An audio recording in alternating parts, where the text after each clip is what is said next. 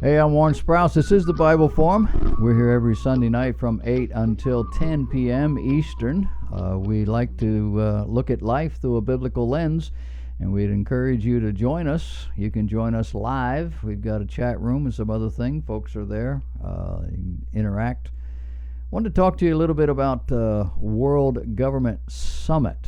They held a meeting recently in Dubai, bringing together some of the most important leaders in government and business to discuss international problems. Now, the past attendees of the summits have included former President Barack Obama, former UN Secretary General Ban Ki-moon. But this year it featured a reconstruction of the Arch of Palmyra. Now, I'm sure that y'all know what that is. That is the Roman triumphal arch that once welcomed travelers to the ancient temple of Baal in the Syrian outpost of the empire. We've talked about this. Back last year, this thing was supposed to be erected in Times Square in New York. Turns out it didn't, but it has managed to get moved around the world. Well, they went to Dubai for this summit. Now, historically, Baal worship featured rites of child sacrifice and sexual immorality. And some Christians have connected the pagan cult to the practices that are praised today by liberals. Rabbi Pinchas Winston identified another troubling connection.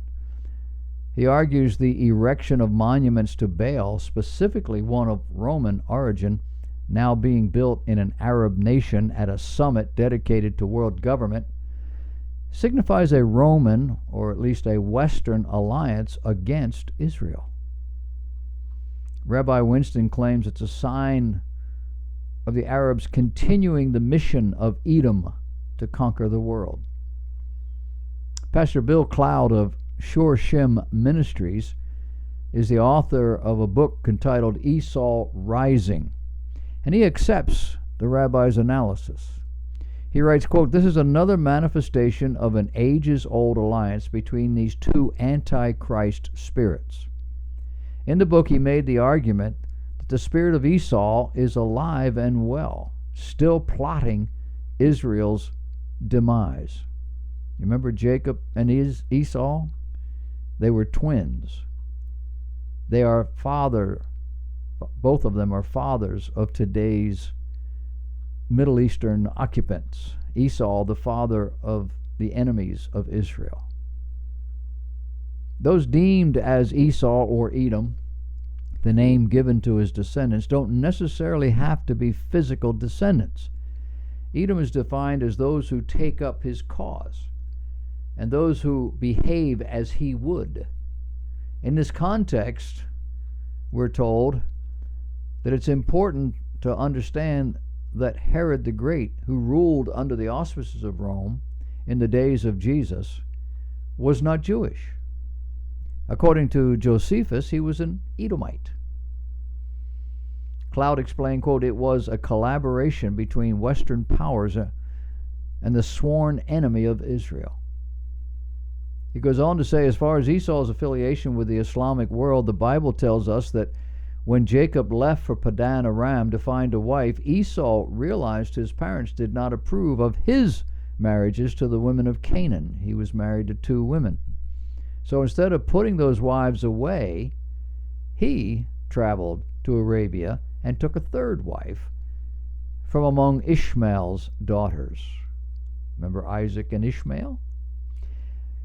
In effect, he formed an alliance with the Ishmaelites, knowing they hated both Isaac and Jacob.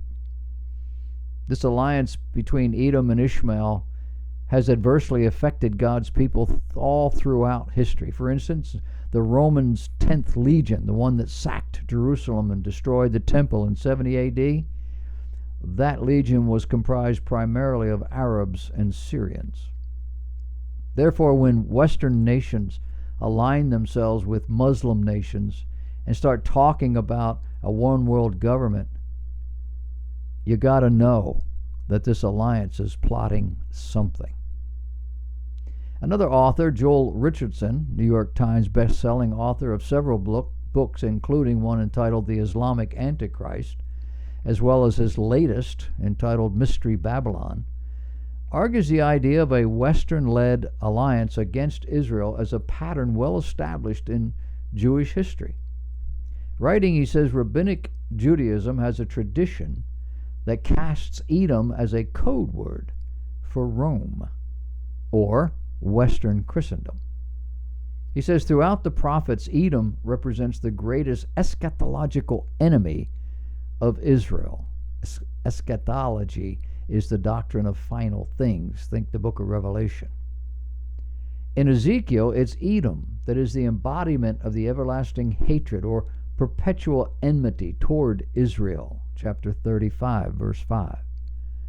The tradition is based on a legend that one of Edom's descendants had traveled to Europe and is the father of much of what is now Western Christianity.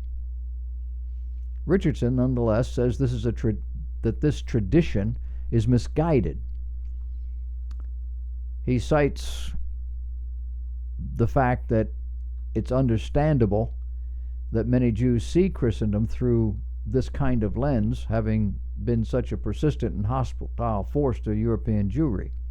But the problem, he says, is that Edom has never represented Christianity in the Bible. Instead, it has always been a reference to the end-time enemies of Israel, which is most concentrated in the peoples who most surround Israel. Today, the culmination of the hatred of the nations toward God's covenant people is increasingly becoming manifest. On one hand, he says we must see that this is the prophetic fulfillment of what God said he would do if his people continued to reject him, continued to reject Christ. On the other hand, it's important that Christians do not make the same mistake, failing to stand with Israel during the coming time of Jacob's trouble, as illustrated in Jeremiah 30 and Daniel 12 and Matthew 24. Some pastors say the implication of the Baal imagery even goes beyond opposition to Israel. One such pastor, Mark Biltz, says that the ancient Canaanite deity is a symbol for man's rebellion against God, representing the God-man who creates in his own image when he rebels against the true God who created him in his own image. Man refuses to be under God's authority, so he builds a God in his own image, a God he then can have authority over. My advice? There seems to be no end to the number of evangelical and or Christian pastors, authors, etc., who have a theory. Oh, and a book. I would encourage you to be careful. Anybody can write a book. I've written 2. I've got 3 more I'm trying to get to. But it doesn't make me the expert on anything. But all this does point to the fact that the Bible is true. Thousands and thousands and thousands of years. At least 4 or more thousand. And things are coalescing exactly as the Bible predicted. Keep your eye on the eastern horizon.